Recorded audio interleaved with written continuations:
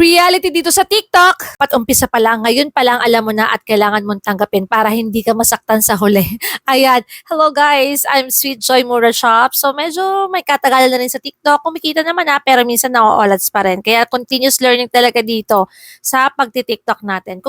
Welcome me and good luck sa'yo ka pa lang, dapat mong ma-realize at dapat mong tanggapin, kagaya ng sinabi ko, na dito iba-iba ang ating kapalaran. Sobrang dami na nagti-TikTok affiliate, hindi mo na malaman kung sa lahat na nag-a-advise, hindi mo na malaman kung alin ang tama at mali. Pero since nakakapakinig ka ng iba't ibang mga advices, nasa iyo naman yan kung gusto mong itry or hindi.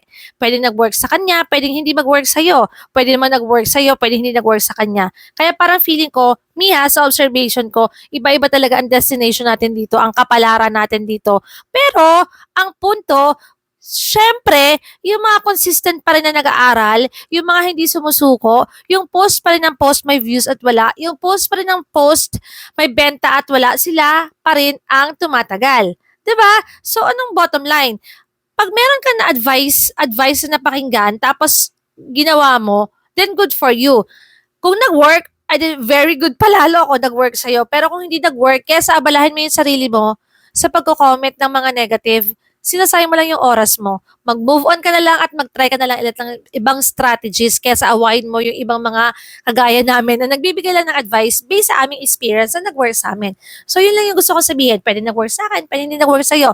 So huwag kang matampuhin at huwag ka din tamad.